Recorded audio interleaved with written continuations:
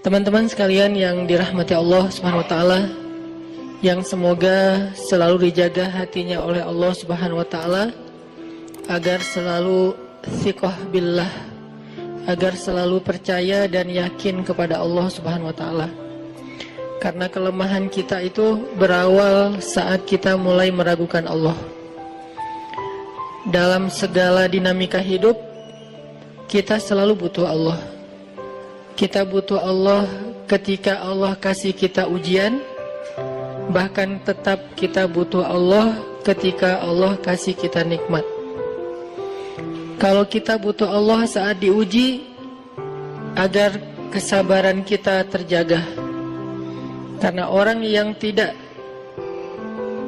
ditemani atau dibersamai oleh Allah Subhanahu wa taala ketika dia sedang diuji, maka dia akan mudah untuk berkeluh kesah, bahkan berputus asa.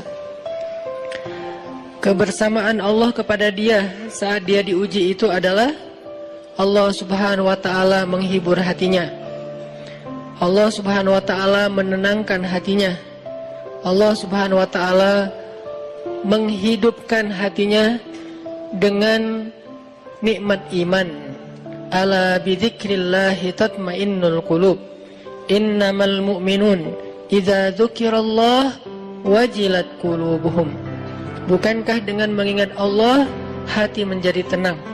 Dan orang yang beriman apabila diingatkan dengan nama Allah, disebut nama Allah, maka hatinya akan bergetar. Ini bentuk Allah membersamai hambanya ketika dia dalam keadaan diuji.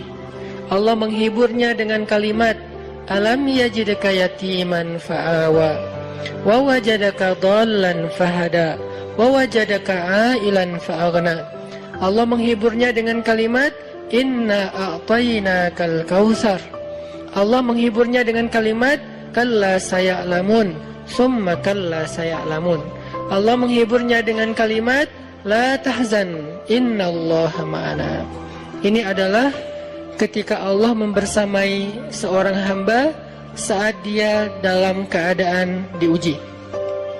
Allah membersamai hamba juga ketika dia dalam keadaan diberi nikmat.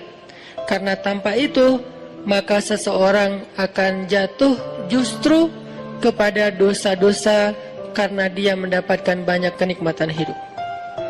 Kalau Allah Subhanahu wa taala tidak menjaga dia saat dia diberi nikmat, maka nikmat itu justru menjadi jalan bagi dia untuk terjerumus kepada banyak dosa. Justru nikmat itulah yang menjadi penghalang bagi dia untuk mengingat Allah.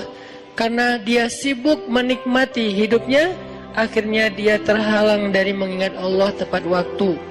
Sibuk menikmati hidupnya, terhalang dari Allah untuk bangun tengah malam. Karena dia tidurnya larut. Kenapa tidur larut? Karena terlalu banyak yang harus dia nikmati sebelum tidur. Dia bisa makan-makan, dia bisa jalan-jalan, dia bisa ngopi, dia bisa ketemu teman, dia bisa belanja. Bahkan dia nunggu midnight sale untuk bisa menghabiskan nikmat yang Allah kasih kepada dia. Sehingga akhirnya tidurnya terlalu larut, lalu dia tidak bisa bangun untuk menghadap Allah, curhat kepada Allah. Hal yang selama ini dia lakukan justru ketika dia diuji oleh Allah. Ketika diuji oleh Allah, mudah bagi dia bangkit tengah malam, curhat, sujud panjang, menangis dalam doa. Ketika Allah kasih nikmat, curhatnya hilang, malamnya lelap, sampai bahkan subuhnya juga kelewat. Ini kalau Allah nggak membersamai seorang hamba ketika dia diberi nikmat. Sehingga orang yang seperti ini, kalau dalam keadaan seperti ini terus-menerus dalam jangka waktu yang lama, nanti dia akan terjebak di dalam istid. Fasta'inu bis-sabri was-shalah. Jadi minta tolongnya sama Allah dengan salat. Udah aja kalau misalnya kita lagi ada masalah, saya pengen sama menikahi perempuan itu, cuma kayaknya nggak selevel nih. Udah biar selevel, salat gitu. Bukan biar selevel terus kita caper atau pakai berbagai macam pencitraan. Enggak, salat aja. Nanti Allah akan buat jalan-jalan yang min haitsu la yahtasib, enggak terduga-duga.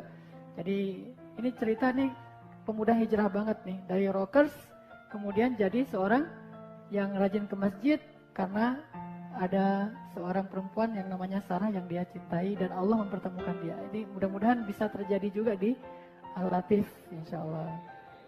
Aminin ya akhwat ya. Itu yang pertama ya, doa sama Allah. Yang kedua, say I love you. Nah, pernah nih ada seorang sahabat lagi duduk sama Nabi, tiba-tiba datang seorang laki-laki. Terus sahabat ini bilang ke Nabi, ya Rasul, saya itu cinta sama laki-laki itu karena kesolehannya. Jadi cinta karena Allah. Terus Nabi tanya, kamu udah kasih tahu ke dia kalau kamu cinta sama dia? Belum, kata dia. Kata Rasul, kalau kamu mencintai seseorang, katakan kepada dia, ana uhibbuka fillah. Kalau kepada sesama laki-laki, kalau kepada perempuan kan bukan ana uhibbuki fillah, I love you. Kan gitu aja ya, biar lebih berasa gitu kan. Say I love you. Jadi yang udah nikah nih, coba tanya muhasabah diri kita, sehari berapa kali kita ngomongin love kepada pasangan kita? Harusnya minimal setiap hari itu sekali. Dan alhamdulillah saya sampai hari setiap hari masih ngomongin love, tapi dengan cara yang kreatif. Jangan cara yang sama, kalau cara yang sama mah basi ya, 3 kali udah gak enak. Coba yang kreatif, mikirin, oh hari ini saya pengen ngomongin love-nya itu, tiba-tiba pas dia keluar rumah di sendal tuh ada kalimat I love you misalnya gitu. Di sendal gitu ya. Kalau atau pakai agak-agak bahasa gombal gitu kan. Kamu tahu nggak paku apa yang paling dalam misalnya? Paku apa? Paku cinta padamu gitu kan. Kan jadi aduh kok ada ya? Jadi berasa gitu kan. Jadi say I love you itu yang sering gitu. Bilang I love you kepada yang bukan pasangan itu nggak berpahala. Tapi bilang I love you kepada pasangan itu pahala. Dari sisi mana besar pahalanya? 1, nyenengin hati orang yang beriman. Kata Nabi, sebaik-baik amal itu menyenangkan hati orang lain. Nah, menyenangkan hati orang lain kalau istri itu luar biasa pahalanya. Jadi agak-agak kreatif. Gombal-gombal dikit, tak apalah. Gombal warming, gak pernah gagal tuh. Tuh, barusan gempa ya? Enggak deh kayaknya. Ah masa? Iya enggak gempa. Jantung aku tahu yang gempa gara-gara kamu. Nah kan. Jadi gombal warming tuh gak pernah gagal menurut saya. Saya alhamdulillah beberapa kali ngegombal berhasil gitu. Selalu bisa buat ceweknya berbunga-bunga dan itu nyenangin hati dia dan bertambah cinta kita. Jadi gombal aja deh. Tapi gombalnya tuh yang tulus. Karena ada gombal yang benar-benar lebay, tapi ada gombal yang tulus. Kalau gombal yang tulus tuh kita perhatiin dulu. Kayak saya pas lagi jalan sama istri saya di toko buku. Saya duduk aja dari jauh perhatiin. Pas sudah nanti ketemu dia, kenapa ya aku kok pas di toko buku tadi nggak nyaman banget? Kenapa? Sakit ya? Kata dia gitu kan gitu ya. Enggak, soalnya aku ngerasain jantung aku tuh nggak ada di dalam. Soalnya lagi jalan-jalan nyari-nyari buku kamu gitu kan. Itu kan terasa, oh ya gimana gitu. Ya Andre Taulani gitu deh. Tapi saya nggak ngelihat Andre Taulaninya ya, emang spontan aja keluar. Pertama memang dulu ada bakat sastra dikit, ditambah lagi berbunga-bunga, katain aja. Insya Allah itu akan membuat suasana hidup kita tuh jauh lebih nyaman. Dan Nabi itu ngegombal dengan Aisyah, cuma gombalnya Nabi dengan Aisyah itu bentuknya beda. Karena emang Rasulullah gombalnya Nabi ke Aisyah misalnya, ini gombal dalam makna positif ya. Nabi manggil Aisyah, ya Humaira, hai perempuan yang wajahnya merah-merah gitu kan, itu gombal banget. Terus ya Aish, atau kalau kata orang Sunda apa? Ya Ais, kan itu ya Ais itu yang cantiknya itu luar dalam gitu. Jadi bahasa-bahasa gombal warming ini harus jadi dilatih dari sekarang nih latihannya. Tapi latihannya sendiri dulu di cermin. Kira-kira saya kalau lagi gombal di cermin kelihatan nggak kalau saya bohong gitu? Jadi biar bagus nanti pas sudah nikah. Itu bagus banget, luar biasa kalau kita bisa ngucapin I love you kepada pasangan kita setiap hari lewat SMS. Tapi yang luar biasa juga tuh bisa lewat bunga.